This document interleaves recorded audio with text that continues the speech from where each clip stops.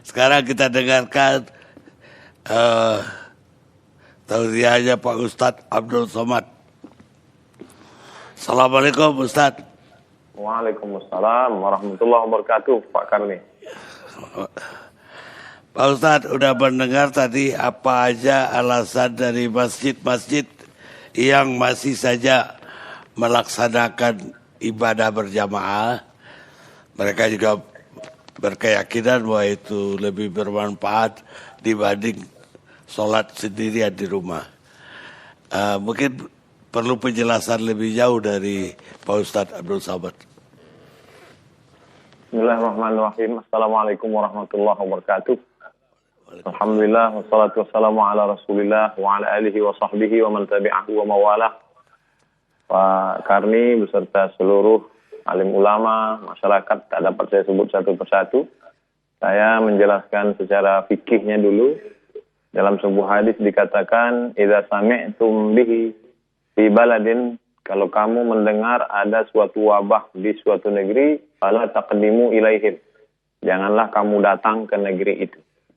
Dan kalau wabah itu terjadi, kamu berada di dalam negeri itu, fala takhruju firaran minhu. Jangan pula kamu keluar dari negeri itu melarikan diri. Inilah yang disebut sekarang dengan social distancing atau lockdown atau PSBB. Jadi perlu kita pahami bahwa zaman dulu itu, seperti kota Al-Madinah, Al-Munawwarah zaman dulu, itu ada tembok di sekelilingnya. Lalu kemudian ada pintu gerbangnya. Jadi kalau terjadi suatu wabah di dalam negeri itu, orang yang berada di dalam tembok itu tidak boleh keluar, dan orang yang berada di luar tidak boleh datang ke dalam.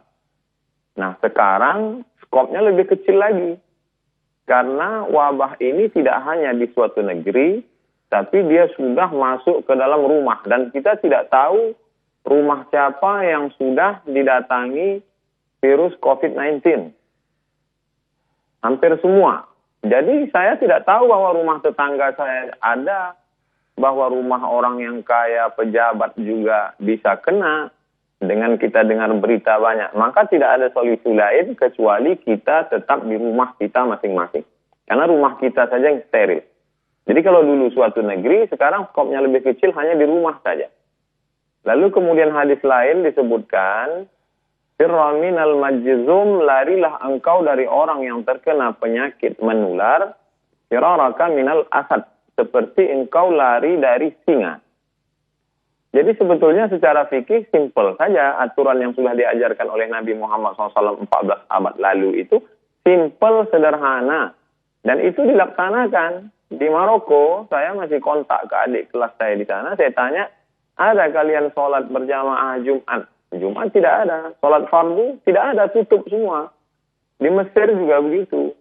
Oleh sebab itu, masjid tempat saya ketua masjid, maka saya sampaikan kepada jamaah, masjid tutup, kita sholat di rumah.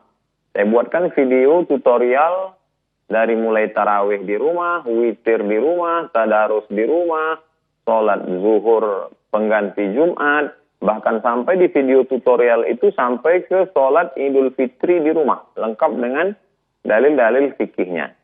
Tapi kan yang jadi masalah, tidak semua ketua masjid didengar oleh jamaahnya. Di beberapa tempat justru ketua masjid itu dikudeta oleh jamaahnya. Jadi dia dipecat jadi ketua masjid. Karena memang masjid itu dibangun oleh jamaah, ustadz-ustadznya diundang oleh jamaah, keuangannya murni jamaah. Maka ketika ada larangan, mereka bisa berkata, ini masjid kami yang bangun semuanya. Maka jadi sebenarnya masalahnya tidak sesimpel sederhana fikih. Tapi di sana ada masalah sosial, di sana ada masalah ekonomi. Jadi ketua masjid hanya bisa melakukan apa yang dia mampu saja. Bahwa di masjid itu saya membagi jamaah masjid itu 3 level. Yang pertama, yang hebat-hebat seperti harimau. Dia makan orang satu, itu setahun dia tidak perlu cari makan lagi. Kenyang setahun. Ini jamaah yang paling hebat. Yang nomor 2, ular sawah. Dia kalau makan kambing 1 kali, sebulan dia tidak perlu cari makan. Ini pun juga selamat. Tapi ada jamaah kita yang ayam kampung. dia ceker pagi, makan siang, cari siang, makan sore. Maka ini yang kita data. Kita data berapa orang jamaah yang mampu-mampu tadi, kita buka rekening, kita terima bantuan, kita salurkan ke jamaah kita. Tidak kita ajak ke masjid, tapi mereka punya keterikatan emosional dengan masjid. Dulu ketika masa sulit, kamu dibantu oleh masjid. Ketika di PHK, tidak ada kerja, sulit makan, maka masjid menolong. Maka bantuan ini kami bagi menjadi 3. Tanggal 10 April persiapan Ramadan, 10 Mei persiapan Idul Fitri, 10 Juni andai ini berlanjut. Jadi tidak hanya sebatas fikih, tapi di sana ada masalah sosial. Nah, di sanalah ada wibawa negara, wibawa kekuasaan.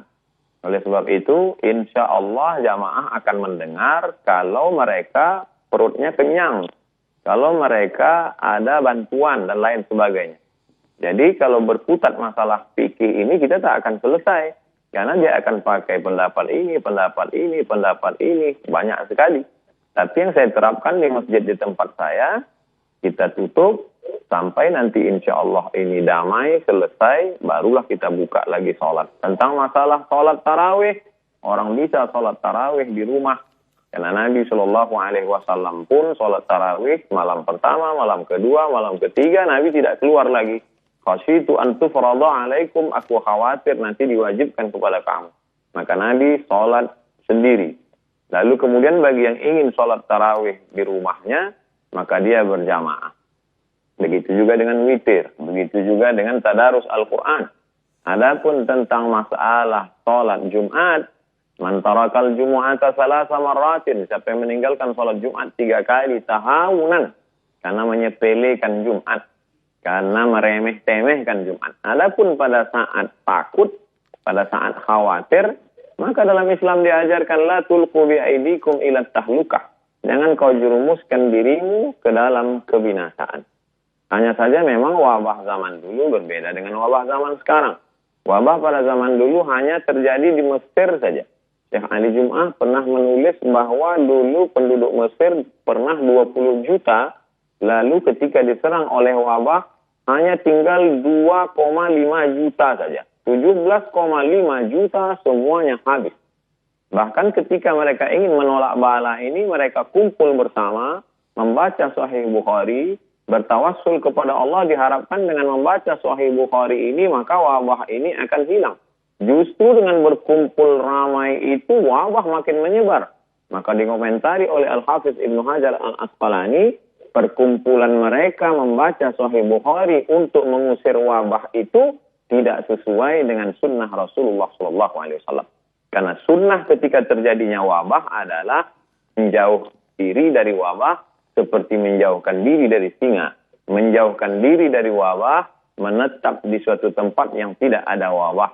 Menetap di suatu tempat, kalau zaman dulu modelnya satu kampung, satu tempat. Tapi untuk saat ini, karena semua di dunia ini terkena, dan kita tidak tahu tempat mana saja yang kena, mana yang tidak, kecuali andai nanti ada suatu alat detektor canggih, cukup pakai layar saja.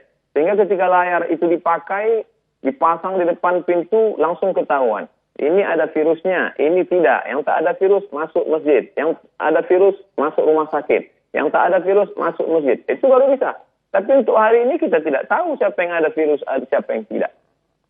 Oleh sebab itu, ini masalahnya tidak sesimpel fikih, tapi kompleks. Ada juga kemarahan masyarakat. Mengapa masjid tidak boleh, tapi kenapa mal dibuka? Mengapa masjid tidak boleh, tapi kenapa mereka dapat berita airport tetap masuk? Jadi kemarahan masyarakat itu lalu dibalaskan mereka, akhirnya mereka ke masjid. Sebenarnya saya melihat masalah ini terkait dengan banyak hal, Pak Karni. Demikian yang dapat saya sampaikan. Wallahu a'lam bishawab. Baik Ustadz, mudah-mudahan walaupun tausiah pendek, tapi mudah-mudahan bermanfaat untuk masyarakat banyak.